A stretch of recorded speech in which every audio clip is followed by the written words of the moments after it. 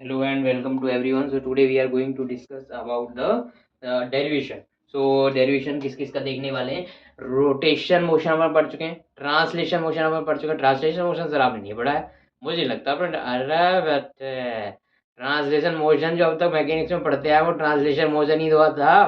और अभी जिसमें पढ़ लिया रोटेशन मोशन. ठीक है, चक्कर हर पार्टिकल जो सर्कुलर में घूम रहा है, सर्किल मोशन कर रहा है, वो होगा ट्रांसलेशन. अभी लास्ट क्लास में मैंने क्या बताया था, ट्रांसलेशन प्लस रोटेशन का कॉम्बिनेशन. ठीक है, जिसको प्लेन मोशन भी बोल सकते हैं अपन. ठीक है, जिसमें ये जो व्हील है वो क्या कर रहा है, रोटेट भी कर रहा है और चल भी रहा है. मतलब जैसे आपने नहीं चलाया होगा, लेकिन मेरे बचपन में जो टायर ये तो होते हैं ना, टायर साइकिल वगैरह के, उनको भी बच्चे चलाते थे. मैंने नहीं चलाया, वो उनको चलाते हैं ना, तो वो क्या होता है, ट्रांसलेशन भी, मतलब आगे बढ़ रहा है टायर और घूमते घूमते आगे बढ़ रहा है, तो वही होता है ये मोशन अपना, ट्रांसलेशन प्लस रोटेशन मतलब प्लेन मोशन. तो उसमें मैंने आपको कुछ चीज़ें बता दी थी, इसमें वेलोसिटी कैसे निकालते हैं, थोड़ी चीज़ें बता दूं. जैसे वेलोसिटी ऑफ किसी भी पॉइंट की निकालनी है विद रेस्पेक्ट टू ग्राउंड. यदि किसी पॉइंट की वेलोसिटी चाहिए विद रेस्पेक्ट टू ग्राउंड, तो पहले सबसे पहले ये देखो सेंटर ऑफ मास कितना दूर गया ग्राउंड के रेस्पेक्ट में. फिर आप चेक करो कि वो पॉइंट सेंटर ऑफ मास के रेस्पेक्ट में कितना वेलोसिटी ले रहा है.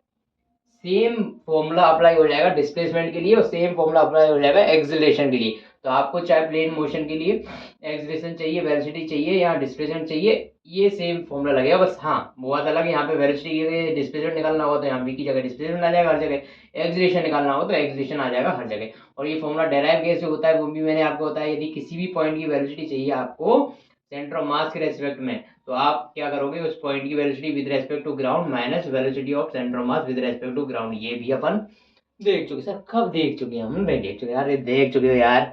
ये आप देख चुके हो कहाँ पर, जब रिलेटिव मोशन पढ़ाया था, तो रिलेटिव मोशन की ये सिंपल सी इक्वेशन थी, रिलेटिव मोशन वाली, वहां से ये आया और वहां से ये चीजें डेराइव हो जाती. कुल मिला के आपको याद रखना है, किसी भी पॉइंट पे वेलोसिटी, एक्सीलरेशन या डिस्प्लेसमेंट चाहिए विद रेस्पेक्ट टू ग्राउंड, तो सबसे पहले ये देखो कि सेंटर मास कितना गया, सेंटर ऑफ मास कितना आगे चला विद रेस्पेक्ट टू ग्राउंड. फिर उस पॉइंट के बारे में सोचो कि वो पॉइंट सेंटर ऑफ मास के रेस्पेक्ट में कितना आगे चला, या फिर उसकी कितनी वेलोसिटी या फिर कितना एक्सेलरेशन है. Accordingly whatever you want to know, आप एक्सेलरेशन जानना चाहते हो तो एक्सेलरेशन, वेलोसिटी जानना चाहते हो वेलोसिटी, और डिस्प्लेसमेंट जानना चाहते हो डिस्प्लेसमेंट. फिलहाल आज की कहानी आगे बढ़ाते हैं. यदि प्लेन मोशन हो रहा है, यदि प्लेन मोशन हो ही रहा है, तो आपको यदि उसमें बताना हो कि लीनियर लीनियर मोमेंटम कितना होगा.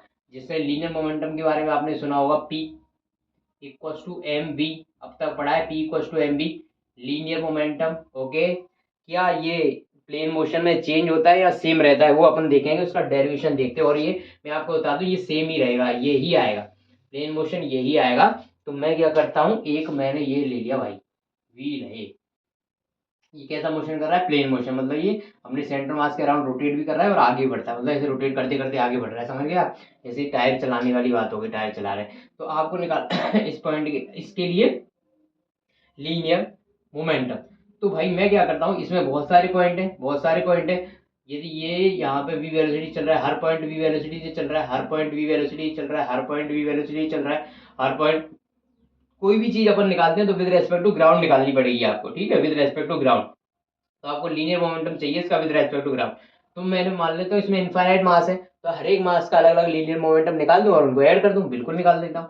तो पहला मास m1 है जिसकी वेलोसिटी v1 है, वो ले लिया. फिर दूसरा मास v2 है, सॉरी, दूसरा मास m2 है और उसकी जो वेलोसिटी है v2 है. फिर तीसरा मास m3 है, उसकी वेलोसिटी v3 है. ऐसे करते करते करते आपने जितने भी इसमें मास है सब ऐड कर दिए, तो आपको लीनियर मोमेंटम मिल जाएगा. ठीक है, लीनियर मोमेंटम को एल से रिप्रेजेंट नहीं करते, ये होगा पी से, एल से रिप्रेजेंट करते हैं एंगुलर मोमेंटम को. ठीक है, तो ये सारी चीजें हो गई. लेकिन मैंने बताया कि अपने को जो भी चीज निकालनी ग्राउंड के रेस्पेक्ट में देखनी पड़ेगी भाई. ये ग्राउंड के रेस्पेक्ट में क्या, इसकी वेलोसिटी हर पॉइंट की वही देखनी पड़ेगी ना. तो यहाँ पर जो v1 है, जो एक्चुअली में जो v1 है ना, velocity of one with respect to ground है. तो आपको पता है इसके लिए क्या करना होता है, वेलोसिटी ऑफ वन है तो सबसे पहले सेंटर मास की वेलोसिटी देखो, फिर उस पॉइंट की, मतलब पॉइंट नंबर वन की with respect to centre mass देखो. मतलब यहाँ पे जो v1 लिखा है ना, वो ये है एक्चुअली में दोनों का कॉम्बिनेशन. ठीक है, ठीक है, velocity of centre mass plus velocity of one with respect to C. तो मैं m1 प्लस ये क्या है, velocity of centre mass with respect to ground, मतलब सेंटर मास की वेलोसिटी होगी ना, velocity of centre mass with respect to ground, और ये velocity of one with respect to centre mass. ऐसे ही फिर m2 के लिए ये vc सेम ही रहेगा, वेलोसिटी ऑफ सेंटर मास हर एक में आएगी. आप समझिए कैसे, मैं v2gv लिखूंगा तो भाई सबसे पहले तो सेंटर मास को देखूंगा ग्राउंड के रेस्पेक्ट में, फिर देखूंगा पॉइंट नंबर 2 को सेंटर मास के रेस्पेक्ट में. तो वहां पे भी यही चीज आएगी। ठीक है, फिर यदि मैं थर्ड की बात करूंगा, थर्ड तो वो भी यही आएगी भाई, V3C।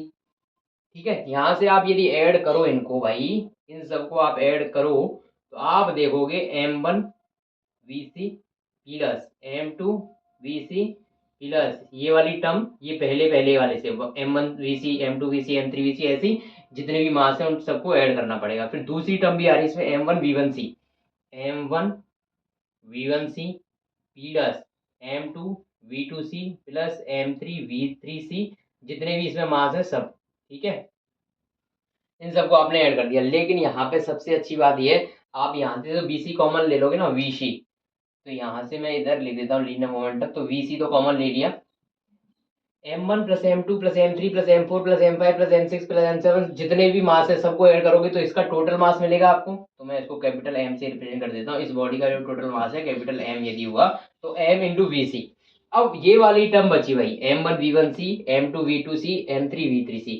तो आपको पता होगा सेंटर ऑफ मास की वेलोसिटी। अच्छा, मैं सेंटर ऑफ मास कहाँ पर लाई करता है, उसके कोऑर्डिनेट, उसकी वेलोसिटी वगैरह, ये वाला वीडियो मैंने एक्चुअली बना तो लिया था, लेकिन वो अपलोड होने में कुछ प्रॉब्लम आ गई तो अपलोड नहीं हो पाया। मुझे लग रहा है ये बाद में मैं अपलोड करूंगा, वापस मुझे बनाना पड़ेगा। वो वीडियो मैंने अपलोड करके, मतलब मैंने देखा कि अपलोड हो गया होगा, डिलीट कर दिया फिर, तो अभी मुझे वापस बना के वो अपलोड करना पड़ेगा। तो आप ये मैं अभी आपको बता देता हूँ, यदि सेंटर मास की वेलोसिटी निकालनी हो तो वो कैसे निकालते हैं, M1 V1 M2 V2 plus M3 V3 जितने भी मास हैं divided by total mass. Total mass क्या होगा, M1 plus M2 plus M3 plus M4, इनको सबको ऐड कर दूंगा, टोटल मास आएगा। तो टोटल मास ऐसे कर, तो मैं क्या करता हूँ, इसमें टोटल मास नीचे डिवाइड कर देता हूँ और इधर मल्टीप्लाई कर देता हूँ, कोई दिक्कत नहीं है, कोई दिक्कत नहीं। तो अब ये बताओ, M1 V1 M2 V2 M3 V3 M4 V4 सबको ऐड करके डिवाइडेड बाई M करने पे क्या आ रहा है, सेंटर मास की वेलोसिटी आती है, सेंटर मास की वेलोसिटी आती है। अब यहाँ पर आपको देखने को मिल रहा होगा हर पॉइंट की velocity with respect to centre mass है, velocity of 1 with respect to centre mass, velocity of 2 with respect to centre mass. ऐसी जो टोटल वेलोसिटी भी एवरेज वेलोसिटी आएगी वो भी क्या आएगी, M मल्टीप्लाइड हो जाएगा, नीचे वाला M तो इसमें काम आएगा, ये formula velocity of centre mass आ गई। लेकिन ये किसके रेस्पेक्ट में, यहाँ पर आप देखने जब velocity of centre mass with respect to centre mass, मेरी वेलोसिटी मेरे ही रेस्पेक्ट में, ट्रेन की वेलोसिटी ट्रेन के ही रेस्पेक्ट में, किसी की वेलोसिटी उसी के रेस्पेक्ट में कितनी होगी भाई, किसी की वेलोसिटी देखो, रेस्पेक्ट में मतलब रिलेटिव की बात हो गई ना, velocity of C with respect to C equals to velocity of C with respect to ground minus velocity of C with respect to, यही होता है। आप पता है कि ये दोनों चीज सेम है तो ये कितनी हो जाती है, जीरो, दोनों चीज सेम है, मतलब velocity of centre mass with respect to centre mass ये कितनी आएगी, जीरो, तो ये वाली टर्म जीरो आ जाती है। लीनियर मोमेंटम का फॉर्मूला सिर्फ ये बचता है भाई, लीनियर मोमेंटम का फॉर्मूला सिर्फ ये बचता है, ये फॉर्मूला नोट कर लो, काफी इंपॉर्टेंट फॉर्मूला है, mass into velocity of centre mass. Velocity of centre mass यदि मैंने लिख दिया तो वेलोसिटी ऑफ सेंटर मास आप समझते हो ना कहां से है, velocity of centre mass with respect to ground थी, यहाँ पर अपन ने देखा था ये velocity of centre mass with respect to ground है, तो विद रेस्पेक्ट टू ग्राउंड लिखने की जरूरत नहीं होती। जब भी मैं बोलता हूँ कि मेरी वेलोसिटी 5 मीटर पर सेकंड है, तो मैं ये बोलता हूँ कि हर बार की मेरी वेलोसिटी ग्राउंड के रेस्पेक्ट में 5 मीटर पर सेकंड है। बाई डिफॉल्ट अपन मानते हैं कि किसी ऐसी जगह से वेलोसिटी मेजर करी गई जिसकी ऑलरेडी वेलोसिटी जीरो है, मतलब ग्राउंड से मेजर करी जाती है। ऐसे यहाँ पर वेलोसिटी ऑफ जो भी अपने देख दी सेंटर मास यहाँ पे आ रही है फाइनली, तो velocity of centre mass with respect to what, with respect to ground, तो ये इसका फॉर्मूला हो गया लीनियर मोमेंटम का total mass of body multiplied by velocity of centre mass. यदि आप ये कर दोगे तो लीनियर मोमेंटम आ जाएगा। ये कैसी बॉडी के लिए, ये बॉडी है प्लेन मोशन करने वाली बॉडी, मतलब ये रोटेट करते हुए आगे बढ़ रही है, समझ रहे हो, तो इसके लिए ये फॉर्मूला आ गया। ठीक है, लीनियर मोमेंटम है इसलिए इसमें ओमेगा का मतलब इसके रोटेशन का कोई इफेक्ट नहीं दिख रहा, क्योंकि लीनियर मोमेंटम है इसलिए रोटेशन का कोई इफेक्ट नहीं दिख रहा। ये फॉर्मूला डेराइव हो चुका है, इसको नोट आउट कर लीजिए। Okay, now we'll see next formula. What is next formula will talk about, that is the kinetic energy, kinetic energy during the plane motion. Plane motion के दरमियान जो काइनेटिक एनर्जी होती है वो क्या होती है, तो भाई ये है व्हील अपना, ये क्या कर रहा है, प्लेन मोशन कर रहा है, मतलब ये रोटेट करते हुए आगे बढ़ता जा रहा है। तो वही अपने पास ट्रिक वही है कि किसी एक पॉइंट से ग्राउंड पे किसी एक पॉइंट के रेस्पेक्ट में ये हर पॉइंट के लिए आप क्या निकाल दो, हर पॉइंट के लिए ये इसका मास M1 वाले पार्टिकल, ये दूसरा वाला M2 V2, तीसरा, इसमें ऐसे इनफाइनाइट पॉइंट होंगे, इन सबको ऐड करते जाना है अपने को, M3 V3, ठीक है, M4 मास और इसकी वेलोसिटी V4। तो भाई टोटल काइनेटिक एनर्जी आप जानते हो, काइनेटिक एनर्जी क्या होती है, हाफ mv², तो एक छोटे से मास की half M1 V1 square plus half M2 V2 square plus half m3v3 square जितने भी पॉइंट है वहां तक आप जाओगे। अब मैं v1 v2 की आपसे वैल्यू पूछूं तो अभी अभी मैंने आपको खुद ही बता दी, तो मैं पूछूंगा क्यों आपसे। तो जो v1 की वेलोसिटी आपने अभी अभी निकाली है वो क्या थी, velocity of centre mass plus velocity of point number 1 with respect to centre mass, इसका होल स्क्वायर, यही था। अभी अभी में अपन ने निकाली थी ना, वेलोसिटी ऑफ किसी भी पॉइंट की विद रेस्पेक्ट टू ग्राउंड चाहिए तो सबसे पहले तो सेंटर मास की velocity with respect to ground, फिर उस पॉइंट की velocity with respect to centre mass, यही था। तो मुझे 1 पॉइंट की चाहिए तो पहले सेंटर मास की velocity with respect to ground, तो विद रेस्पेक्ट टू ग्राउंड लिखने की जरूरत नहीं होती क्योंकि सेंटर मास की velocity with respect to ground है तो वेलोसिटी ऑफ सेंटर मास लिख सकते हैं उसको। फिर वेलोसिटी ऑफ पॉइंट पी, यहाँ पर पॉइंट 1 है तो पॉइंट 1 की with respect to centre mass, यही मैंने लिखा है यहाँ पर। ऐसे ही मैं दूसरे के लिए लिखूंगा तो हाफ इंटू इसका मास m2 इंटू v2। क्या ये बात आप समझते हो? क्या ये बात आप ये खोपड़े में घुस रही है या नहीं?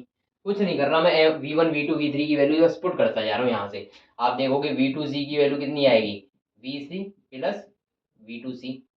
ऐसी v3 की वैल्यू, v4 की वैल्यू, सारी वेलोसिटी आपके पास आ जाएंगी, सारी वेलोसिटी आपके पास आ जाएंगी, आप यहाँ पे रख दो।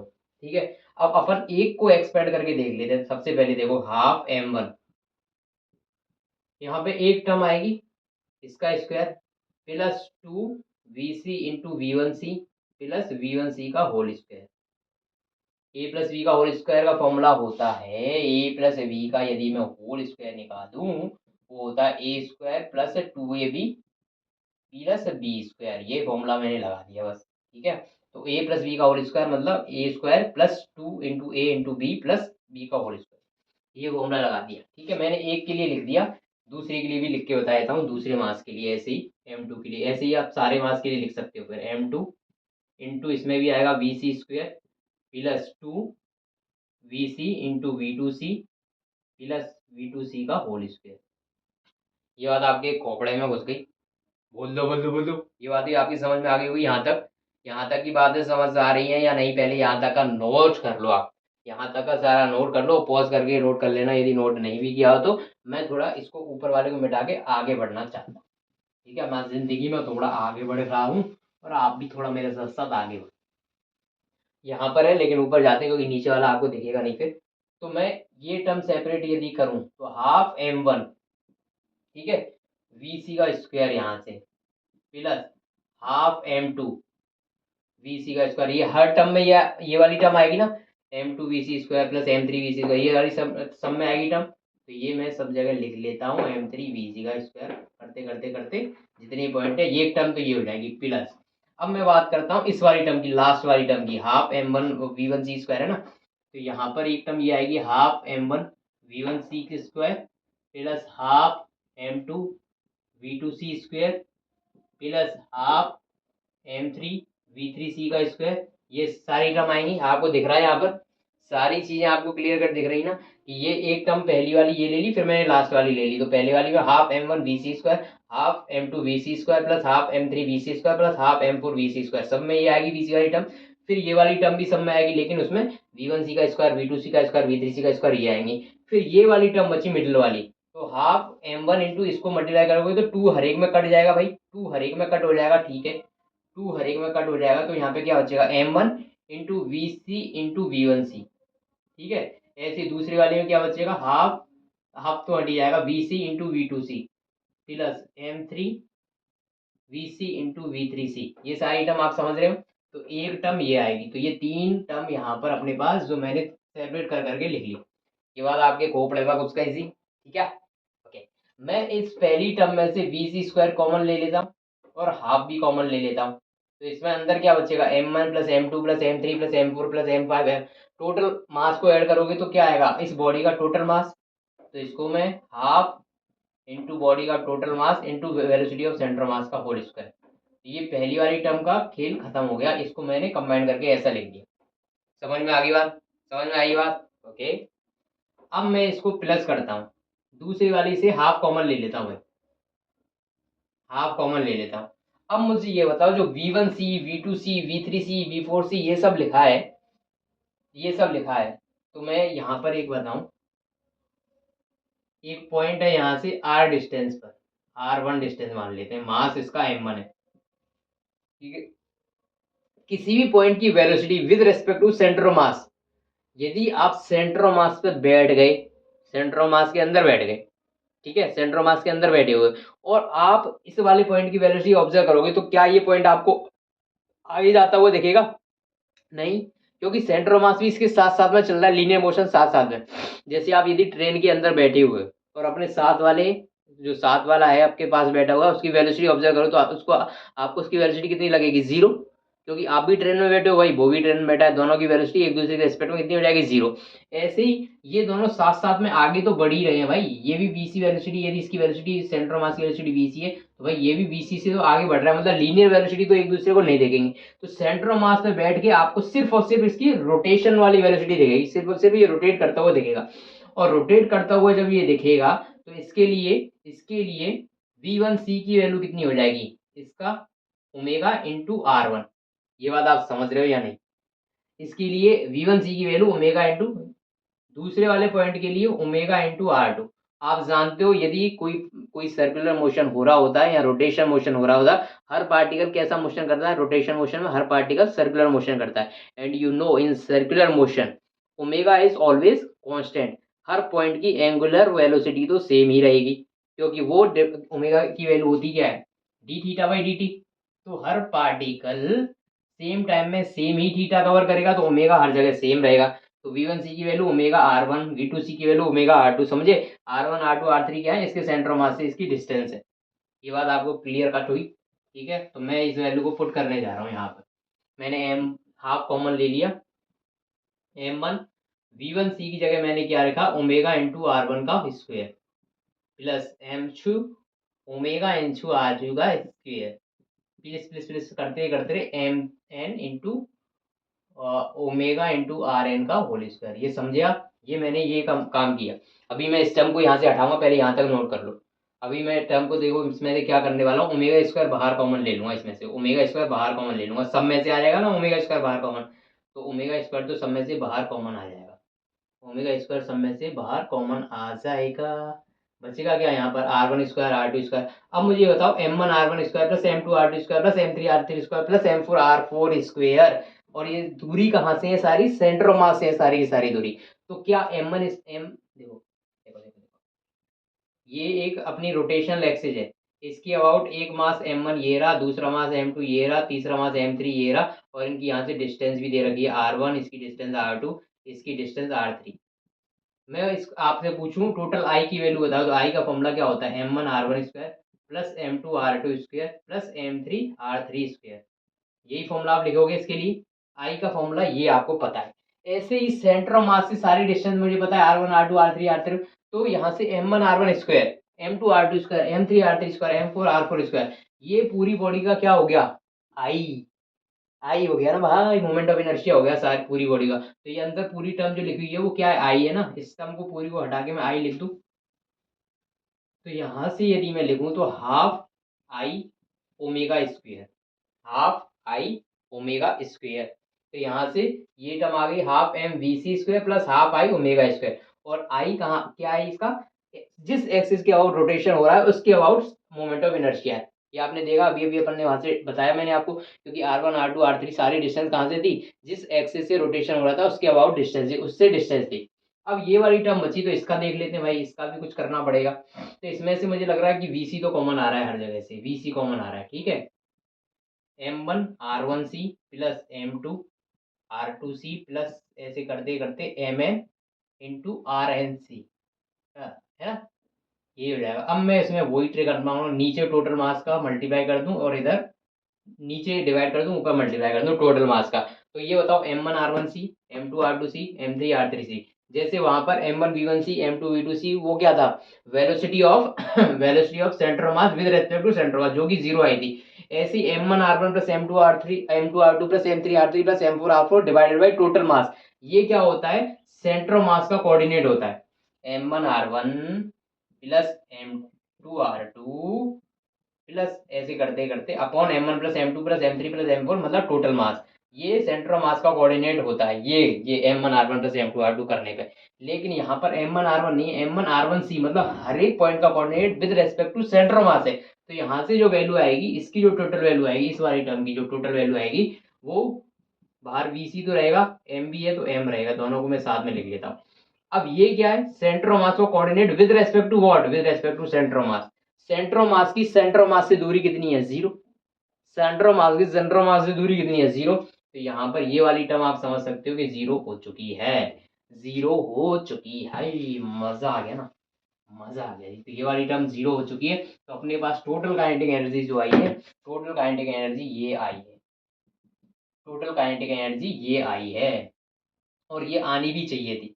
क्यों आनी चाहिए थी, देखो जब प्लेन मोशन हो रहा है, प्लेन मोशन हो रहा है मतलब उसमें ट्रांसलेशन मोशन भी हो रहा है। तो ट्रांसलेशन की वजह से काइनेटिक एनर्जी कितनी होती है, half M V square. V किसका भी, क्योंकि यहाँ पे ट्रांसलेशन मोशन में जो ट्रांसलेशन मोशन हो रहा है, तो जिसमें जो सेंटर ऑफ मास की वेलोसिटी होगी वो हर पार्टिकल की लीनियर वेलोसिटी वही होगी। ये मैंने आपको लास्ट क्लास में बताया कि हर पार्टिकल जितनी सेंटर ऑफ मास की वेलोसिटी होगी उससे आगे तो बढ़ेगा, और ओमेगा एक्स्ट्रा आ जाता है, ओमेगा एक्स्ट्रा आ जाता है इस प्लेन मोशन में। तो भाई इसमें लीनियर मोशन की वजह से, मतलब ट्रांसलेशन मोशन की वजह से ये काइनेटिक एनर्जी, और ये रोटेट भी हो रहा है, रोटेट की वजह से, रोटेशन होने की वजह से ये वाली काइनेटिक एनर्जी, ये दोनों ऐड होना आना चाहिए था, ये एक्सपेक्टेशन भी थी और यही आया। फिर आप बोलोगे सर पिछले वाले केस में पी की वैल्यू ऐसी क्यों नहीं है, उसमें direct M into V C क्यों आ गया, वो इसलिए आ गया क्योंकि that was the linear momentum.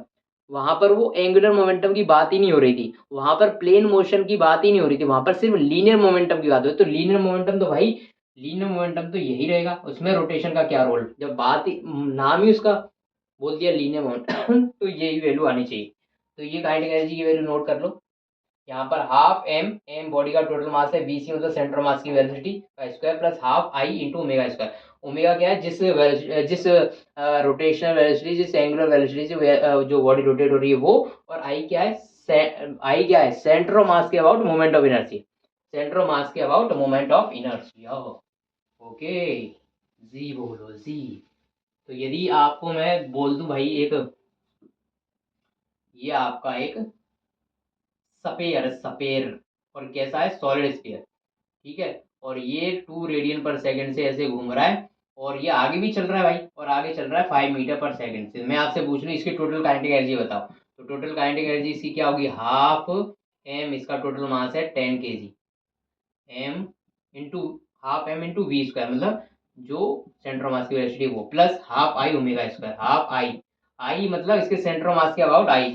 तो आई की वैल्यू होती है 2/5 M R square, solid sphere के लिए। तो 2/5 इंटू इसका मास है 10, इसकी रेडियस मान लो कि ये रेडियस आपको दे रखी है 2 मीटर। तो आर क्या आ जाएगी, यहाँ से 5 टू जा 10, 2 टू जा 4, 2 जाएगा 2, 60, आई की वैल्यू आ गई हाफ आई इंटू ओमेगा का स्क्वायर। तो इजीली आप इसकी काइनेटिक एनर्जी निकाल पा रहे हो, इजीली आप इसकी काइनेटिक एनर्जी निकाल पा रहे हो। आपको सिर्फ, यदि ये बॉडी प्लेन मोशन कर रही है, उधर ट्रांसलेशन पर रोटेशन कर रही है, तो आप ऐसे दोनों काइनेटिक एनर्जी निकालो और उनको ऐड कर दो, तो टोटल काइनेटिक एनर्जी आ जाएगी आपकी प्लेन मोशन। ठीक है, 2 डेरिवेशन हो गए। अभी एक लास्ट डेरिवेशन करते हैं एंगुलर मोमेंटम का, एंगुलर मोमेंटम का। तो देखते हैं एंगुलर मोमेंटम का फॉर्मूला आपको बताया जी। करने के लिए सबसे पहले मैं आपको ये डायग्राम क्लियर कर दूं। ये इसका सेंटर ऑफ मास है। आप ग्राउंड से स्टडी कर रहे हो भाई, ग्राउंड से किसी पॉइंट पे बैठे हुए हो, तो आप ऐसे M1 M2 M3 M4 बहुत सारे पॉइंट ले लोगे। तो मैं पहले M1 पॉइंट ले रहा हूँ यहाँ से, ठीक है, M1 पॉइंट M1 पॉइंट ले लिया मैंने। और M1 पॉइंट की यहाँ से जो डिस्टेंस है वो है R1C, ठीक है, ग्राउंड से जो डिस्टेंस है वो R1C है, समझ गया, ग्राउंड से डिस्टेंस R1C। या फिर मैं बोलूँ इसको, ये पॉइंट नंबर 1 है, तो पॉइंट नंबर 1 की यहाँ से R1C। अब मुझे एक चीज बताओ, अब मुझे एक चीज बताओ, जैसे अपन ने वेलोसिटी के लिए लिखा था, एक्सलेशन के लिए लिखा था, वैसे ही अपन डिस्प्लेसमेंट के लिए भी लिख सकते हैं। Velocity of displacement of any point with respect to ground यदि आपको चाहिए, तो पहले तो आपको centre of mass, centre of mass के डिस्प्लेसमेंट चाहिएगा, सेंटर ऑफ मास का displacement with respect to ground, फिर उस पॉइंट का displacement with respect to centre of mass. ये फॉर्मूला यहाँ पर भी अप्लाई होगा जी, बोलो बोलो बोलो, ये फॉर्मूला यहाँ पर भी अप्लाई होगा या नहीं। जैसा अपन ने अभी वेलोसिटी के लिए लिखा वैसे यहाँ पर भी लिखना पड़ेगा।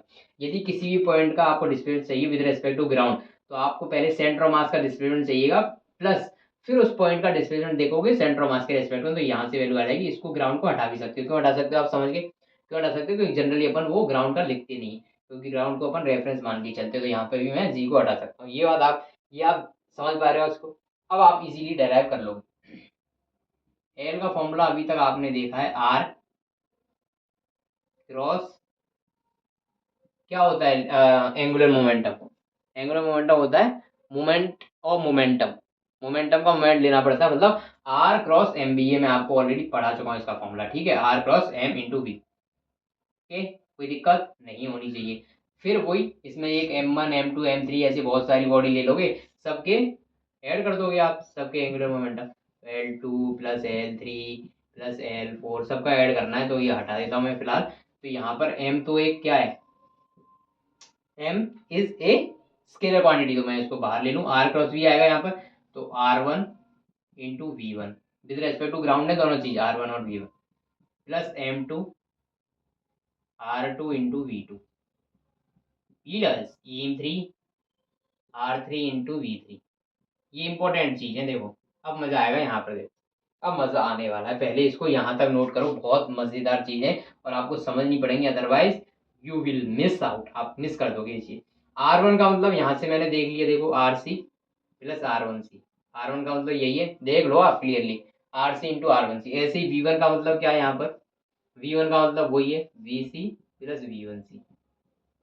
ऐसे ही M2 के लिए साथ में टर्म आएगी RC plus R2C, cross product लोगे आपका इसका VC प्लस V2C।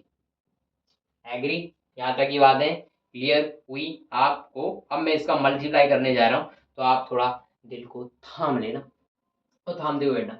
अब इनका क्रॉस प्रोडक्ट लेना है आपको,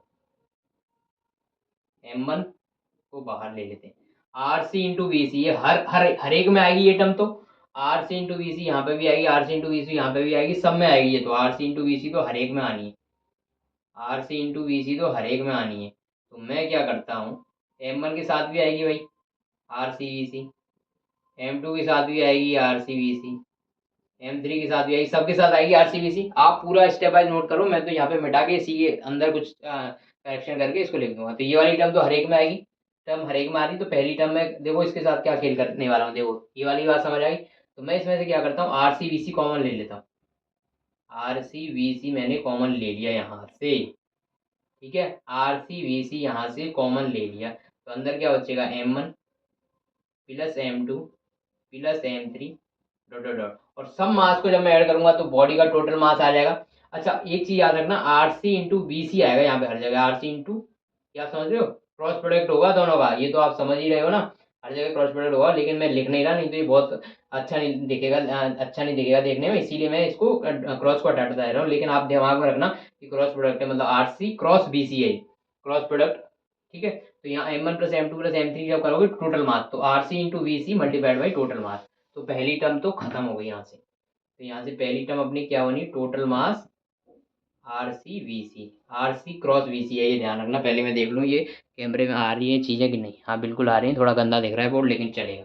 तो RC इंटू VC यहाँ से ये चीज़ें आ चुकी हैं, तो पहली टर्म मैंने खत्म कर दी, पहली टर्म मैंने यहाँ से खत्म कर दी। अब मैं ऊपर चल रहा हूँ थोड़ा सा, ठीक है, थोड़ा सा ऊपर चलते हैं इधर। तो यहाँ से ये वाली टर्म तो एंगुलर मोमेंटम डेरिवेशन कर रहे हैं अपन, तो M total mass into RC VC, पहली टर्म ये तो खत्म हो गई, ये वाली टर्म पहली। अब दूसरी टर्म के बारे में बात करें, तो दूसरी टर्म आएगी RC इंटू V1C, इसमें भी आएगी RC इंटू V2C, तो इसको मैं लिख लेता हूँ एक बार आपके लिए, M1 into RC into V1C यहाँ पे आएगी, RC इंटू V1C। दूसरे में क्या आएगी, दूसरे के लिए वो M2 RC इंटू RC, इसमें ये सब जगह आएगी RC इंटू V2C आएगी उसमें। ऐसी M3 के लिए लिखूँ, M3 के साथ में आएगी RC इंटू V3C। ये बात आपकी समझ आई, ये बात आपके खोपड़े में घुसी या नहीं। ये सेकंड टर्म देखो, ये वाली पहले इसका मल्टीप्लाई इससे किया, फिर अब मैं इसका मल्टीप्लाई इससे, याद रखना मैं क्रॉस प्रोडक्ट ले रहा हूँ, यहाँ पर भी क्रॉस हो रहा है बीच में सब जगह, ठीक है, RC इंटू। अब मुझे ये बताओ इसमें अपन क्या कर सकते हैं, इसमें क्या कर सकते हैं, इसमें आपको पता है V1C V2C V3C V4C ये सारी चीजें क्या होंगी, V1C को मैं क्या ओमेगा इंटू आर वन लिख दूं, बिल्कुल लिख सकता हूँ। V2C को ओमेगा इंटू R2 लिख दूं, बिल्कुल लिख सकता हूँ। तो यहाँ से मैं डायरेक्ट यदि लिखूं तो इसको M1 RC और इसको क्या मैं लिख दूं R1 इंटू, ठीक है, R1 इंटू ओमेगा। लेकिन मुझे एक बात बताओ, ये सारी चीजें लिखने की जरूरत है क्या इसमें? बोलो बोलो बोलो। इसमें से एक चीज कॉमन आ रही है, RC। RC कॉमन आ रही है ना यहाँ से, तो M1 into V1C plus M2 into V2C up to MN into VNC और मल्टीप्लाई और डिवाइड कर दूं M से। तो यहाँ से ये क्या बन रही है, M1 V1C plus M2 V2C plus M3 V3C upon total mass. तो ये वेलोसिटी ऑफ सेंटर मास आ रही है M1 V1 plus M2 V2 plus M3 V3 plus M4 V4 divided by total mass, ये वेलोसिटी ऑफ सेंटर मास। लेकिन यहाँ पे सारी velocity centre mass के रेस्पेक्ट में ली गई है, तो जो वेलोसिटी आएगी सेंटर मास की वो भी सेंटर मास के रेस्पेक्ट में। तो RC into velocity of centre mass with respect to centre mass, और आपको पता है velocity of centre mass with respect to centre, उसकी की मेरी वेलोसिटी मेरी रेस्पेक्ट में कितनी हो जाएगी, 0। तो इसी तरह से ये सेकंड टर्म 0 होगी, ये वाली सेकंड टर्म मैंने खत्म कर दिया, सेकंड टर्म गई। 4 टर्म आएंगी ना टोटल इसमें, ये तो आप समझ रहे हो ना।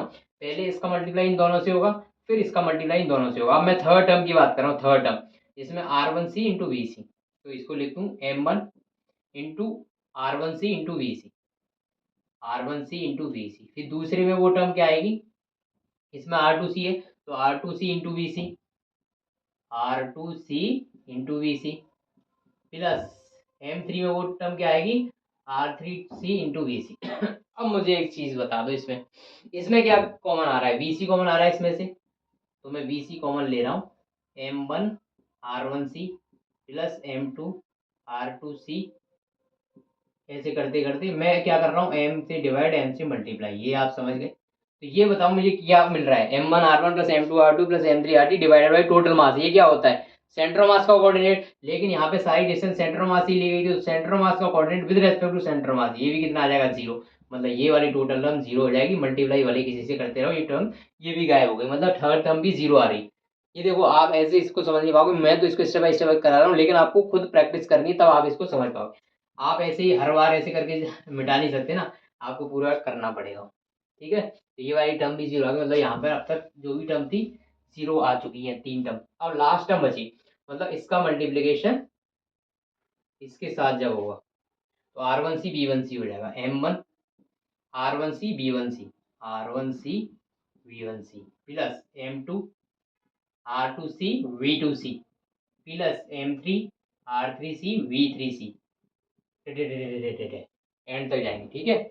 R1C V1C और ये सारी टर्म आप ऐसे लिख सकते हो, ठीक है। R1C V1C R1C R1C R2C R3C, ये है क्या, ये है क्या, सेंटर ऑफ मास से डिस्टेंस से जिस पॉइंट को लिया है उसकी, R1C मतलब सेंटर ऑफ मास से उस पॉइंट की डिस्टेंस। दूसरा पॉइंट यदि M2 है तो उसकी सेंटर ऑफ मास से डिस्टेंस R2C, ऐसे 3 R3C R4C R4C। अब देखो क्या V1 को मैं कुछ लिख सकता हूँ क्या, V1C को, तो आप जानते हो V1C की वैल्यू होती है ओमेगा इंटू R1, V2C की जो वैल्यू होती है ओमेगा इंटू R2, यही होती है। तो ऐसे ही सबके लिए वैल्यू हो जाएगी omega into R1 omega into R2 omega into R3, समझ गए ना। R1C के मतलब R1 ही है ना, R1C मतलब सेंटर ऑफ मास से उस पॉइंट की डिस्टेंस, वो R1 ही है, रेडियस यदि वहां से लें पॉइंट का, अभी अभी मैंने बताया। R1C मतलब इस पॉइंट से इसकी डिस्टेंस तो R1 ही होती है, यहाँ से इसे R2 R3 R4 यही होती है, ठीक है ठीक है ठीक है। R1C R3 मतलब उस पॉइंट की वहां से डिस्टेंस, समझ गया। तो यहाँ से यदि मैं इसको, यहाँ से इस टर्म को मैं लिख रहा हूँ नीचे, इसी वाली टर्म को वापस नीचे लिख रहा हूँ, इस वाली को उसको नहीं लिख रहा। तो इसमें देखो इसको मैं ओमेगा इंटू R1 लिख सकता हूँ, M1 R1 omega into R1 plus M2 R2 omega into R2 plus M3 R3 omega into R3। तो यहाँ पर आप एक चीज नोटिस करोगे, इसी टर्म को चल रहा हूँ अभी मैं नीचे, इस वाली टर्म के साथ कुछ नहीं कर रहा हूँ, यही मान के चलो, बस इसी को आगे लेता चल। तो यहाँ से आप क्या कॉमन लिख सकते हो, ओमेगा बचेगा क्या, M1 R1 का स्क्वायर प्लस M2 R2 का स्क्वायर प्लस M3 R3 का स्क्वायर प्लस M4, ऐसे करते करते ये term M1 R1 square plus M2 R2 square plus M4 R3, ये है क्या, I with respect to what, with respect to rotation axis. जिस एक्सिस के अबाउट ये रोटेट कर रही है उस एक्सिस के अबाउट इसकी आई की वैल्यू है। तो ये अंदर वाली टर्म आई है, बाहर ओमेगा लिखा हुआ है, तो इस टर्म के प्लस में सिर्फ क्या आ रहा है, आई इंटू ओमेगा। सबको हटा दूं, सबको हटा देता हूँ, प्लस आई इंटू ओमेगा। तो आप समझ पाए यहाँ तक की बात? यहाँ तक की बात आप समझ पाए या नहीं? यहाँ पर लीनियर मोमेंटम जो था उसमें तो सिर्फ और सिर्फ लीनियर वाली वेलोसिटी आ रही थी, एम इंटू वी डायरेक्ट आया था वहां पे, एम इंटू वी सी। ठीक है, लेकिन यहाँ पर आप देख सकते हो यहाँ पर क्या हो रहा है कि जब एंगुलर मोमेंटम